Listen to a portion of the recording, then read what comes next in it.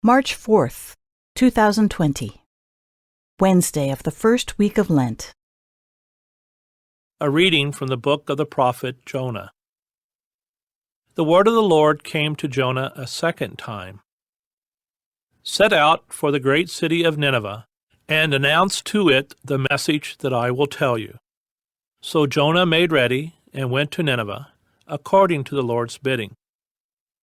Now Nineveh was an enormously large city. It took 3 days to go through it. Jonah began his journey through the city, and had gone but a single day's walk, announcing, 40 days more, and Nineveh shall be destroyed. When the people of Nineveh believed God, they proclaimed a fast, and all of them, great and small, put on sackcloth.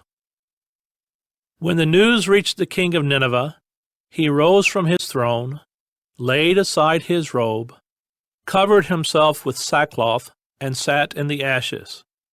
Then he had this proclaimed throughout Nineveh, by decree of the king and his nobles. Neither man nor beast, neither cattle nor sheep, shall taste anything. They shall not eat, nor shall they drink water. Man and beast shall be covered with sackcloth, and call loudly to God. Every man shall turn from his evil way, and from the violence he has in hand. Who knows? God may relent and forgive, and withhold his blazing wrath, so that we shall not perish. When God saw by their actions how they turned from their evil way, he repented of the evil that he had threatened to do to them. He did not carry it out. The word of the Lord. The response is, "A heart contrite and humbled, O God, you will not spurn. Have mercy on me, O God, in your goodness. In the greatness of your compassion, wipe out my offense. Thoroughly wash me from my guilt, and of my sin cleanse me. A heart contrite and humbled, O God, you will not spurn. A clean heart create for me, O God, and a steadfast spirit renew within me. Cast me not out from your presence, and your Holy Spirit take not from me. A heart contrite and humbled, O God, you will not spurn. For you are not pleased with sacrifices. Should I offer a burnt offering, you would not accept it. My sacrifice, O God, is a contrite spirit.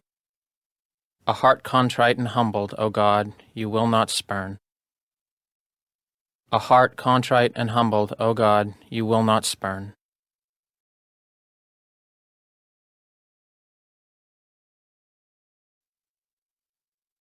A reading from the Holy Gospel according to Luke.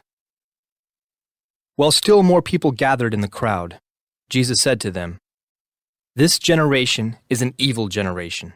It seeks a sign, but no sign will be given it, except the sign of Jonah.